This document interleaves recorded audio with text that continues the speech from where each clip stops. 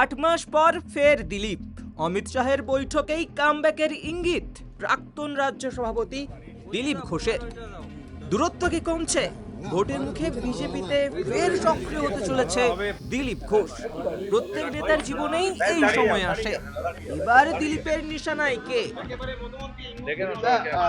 কি বলবেন আবার স্বমহিমায় দিলীপ ঘোষ? আজকে রাজ্য সভাপতির সঙ্গে বৈঠক করবেন আরে আস্তে রে। ভারতীয় জনতা পার্টি একটা যোজনাবদ্ধভাবে কাজ করে, আর প্রত্যেকটি কার্যকর্তা সেখানে আমরা সৈনিক।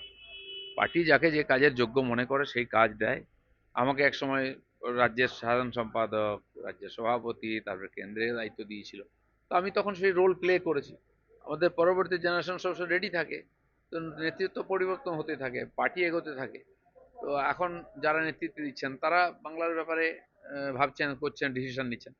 আমি একজন কর্মী হিসেবে আছি, পার্টি আমাকে ইলেকশনে কাজে লাগানোর কথা ভাবছে, তো যেরকম যেরকম দায়িত্ব আমি সেটা করবো। নির্দিষ্ট কি কোনো দায়িত্বের কথা আপনাকে এখনো কোনো কথা হয়নি, সেই ব্যাপারে হয়নি। কোনো মাননীয় অমিত শাহ খালি বলেছেন আপনাকে লাগতে হবে পুরো ফর্মে। আমি বলছি ঠিক আছে, যেমন বলবেন সেটাই হবে। মানে এতদিন বাদে আবার মানে অমিত শাহ একদম সরাসরি আপনার সঙ্গে কথা এবং এরকম ভাবে একটা বার্তা দিলেন, কি বলবেন এই গোটা মানে অনুভূতিটা কি? বার্তা দিলেন হলে পশ্চিমবাংলায় বিজেপি জিততে চায়, সরকার গড়তে চায়। অনেক হয়ে গেছে, আর সারা পশ্চিমবাংলা নয়, পশ্চিমবাংলার মানুষের জীবন জীবন নষ্টাগত, সারা ভারতবর্ষকে অশান্ত করে রেখেছে পশ্চিমবাংলা এবং এখানকার মাধ্যমে যে দেশ বিরোধী শক্তি বাংলাদেশ থেকে ঢুকে সারা দেশে ছড়িয়ে গিয়ে বোম বন্দুক থেকে আরম্ভ করে যা কিছু অ্যান্টি ন্যাশনাল অ্যাক্টিভিটি করছে, তো এটা সারা দেশের লোকও বুঝেছেন। আর আমরা তো লড়াই করছিলামই, এখন সারা দেশ তৈরি বাংলাকে পরিবর্তন করতে। মানে বিধানসভা নির্বাচন একেবারে হাতে সময় খুব কম। তার আগে আপনার যে এক্সপিরিয়েন্স এক্সপিরিয়েন্স, বিধানসভা নির্বাচন হাতে একেবারে সময় কম, আপনার যে এক্সপিরিয়েন্স, আপনার যে অভিজ্ঞতা, এটা তো মানতেই হবে। আপনি যখন প্রেসিডেন্ট ছিলেন সব থেকে বেশি আসন বিজেপি পেয়েছে। না ঠিক আছে, সেই জায়গায় আমরা পৌঁছেছি একটা জায়গায় ধাপে, তো সেই জন্য আমাদের যেমন আসন বেড়েছে, জনপ্রতিনিধির নেতৃত্ব বেড়েছে, অন্য পার্টি থেকে বহু নেতা এসছেন পার্টিতে, তো তাদের অভিজ্ঞতা, তাদের শক্তি সেটাও তো পার্টিতে যুক্ত হয়েছে। সেজন্য অনেকে ভাবছেন বিজেপি নাই, দেখা যাচ্ছে না। নির্বাচন আসুক, সব দেখতে পাবেন, আর সবাই মিলে একসঙ্গে লড়াই করবে। প্রাপ্ত হয়ে গেছিলেন দিলীপ ঘোষ আবারও মানে এই এই জায়গায় ভোটের ঠিক আগে, এটা কি কৌশল? আমি জানি না ব্রাত্য কি কি ব্যাপার, যারা পার্টির নেতৃত্বে আছে তারা ডিসিশন নিচ্ছে, তারা কাজ করছে। তো সেরকম এখন সবাইকে দরকার আছে। আমাকে অন্য রাজ্যের বাইরে একাধিক রাজ্যের দায়িত্ব হয়েছিল, সেখানে আমি কাজ করেছি। এখন পশ্চিমবঙ্গ জিততে হবে, সবাইকে একমুখী লড়াই করতে হবে। মানে ভোটের জন্য কি সবাই একসঙ্গে হলেন? নির্বাচনে তো বটেই, সবাইকে লাগেই। তা নাহলে যারা পদাধিকারী তারাই কাজ করতে থাকেন, বাকিরা সঙ্গে থাকেন। 26-এ কি দিলীপ ঘোষকে আবার খড়গপুরে দাঁড়াতে দেখা যাবে? সেটা পার্টি ঠিক করবে। মানে আপনার কি ইচ্ছা? দিলীপদা, দেখলাম যে একটা জেলা আমার সবসময় পছন্দের আসাম খড়গপুর। যখন থেকে আমাকে দাঁড়াতে বলা হয়েছিল আমি খড়গপুর বলেছিলাম। লোকসভায়ও তাই ছিল। গতবারে আমার পছন্দের বাইরে করা হয়েছিল। মানে এই এই কথা ভুগতে হয়েছে পার্টিকে। সেটা সবাই দেখেছেন রেজাল্ট কি হয়েছে। দিলীপদা, দেখলাম যে বাংলায় বিজেপিকে জিততে গেলে কি দিলীপ ঘোষকে লাগবেই? সবাইকে লাগবে, দিলীপ ঘোষ তার মধ্যে একজন। আমার মতো লক্ষ লক্ষ কর্মী আছেন যারা পরিশ্রম করে, কষ্ট করে, মার খেয়েছেন, জেল কেটেছেন, তাদের ফল আজকে বিজেপির এই প্রধান বিরোধী দল হয়েছে।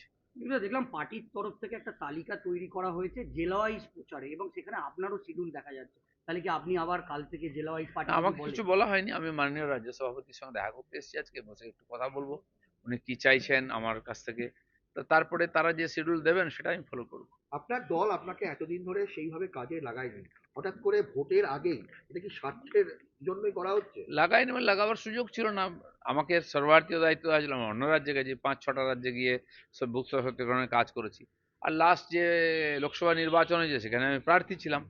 তো গত 1-1.5 বছর ধরে আর যে সংগঠন চলেছে, বিভিন্ন রকম সাংগঠনিক কাজ, নির্বাচন ইত্যাদি নিয়ে চলেছে, তখন আমার ভূমিকা তাতে কিছু ছিল না, কারণ আমি তো এখানকার রাজ্যের পদাধিকারী নই। তো সর্বভারতীয় স্তরে দায়িত্ব ছিল বলে সর্বভারতীয় নেতারা আমার সঙ্গে ভেবেছেন, তারা বলেছেন, এখন শুরু হবে। বর্তমান পদাধিকারী জানি না কে বারবার সরিয়ে সমন্বয়ের কথা বলছে। এখন পার্টির যা চেহারা আপনি হ্যাঁ। আসার পর, তাতে মনে হচ্ছে তৃণমূলের সঙ্গে লড়াই করবার জন্য বিজেপির ক্ষেত্র প্রস্তুত হয়েছে এই বাংলায়। বিজেপি একমাত্র রাস্তা, দ্বিতীয় কোনো বিকল্প নেই পশ্চিমবাংলায় তৃণমূলের বিরুদ্ধে। আর সেটা মানুষই ঠিক করে দিয়েছেন আমাদের প্রধান বিরোধী দল করে। হ্যাঁ, গতবার আমরা সরকার গঠন করতে পারিনি, কিন্তু যথেষ্ট ভালো ফল, ঐতিহাসিক ফল করেছি।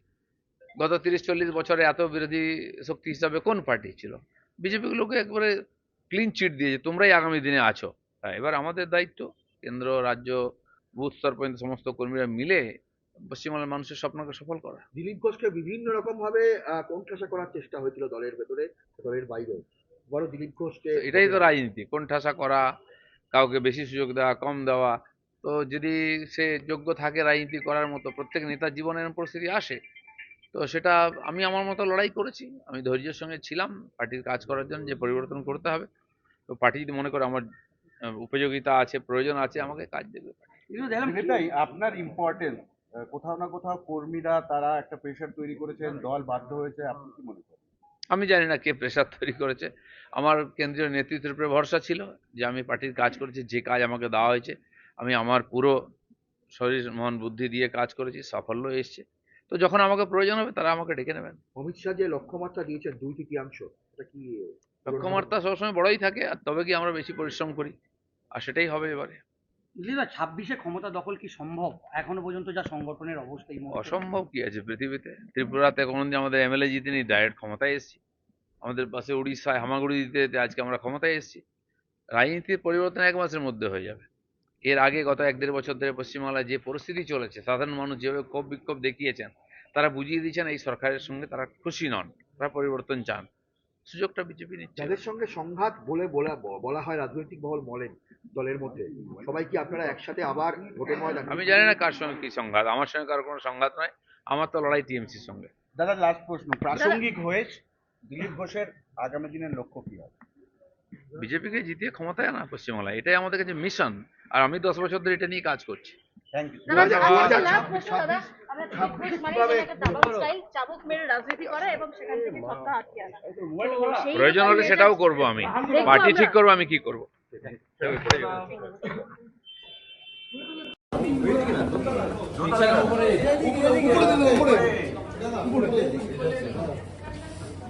দুটো দরজা না?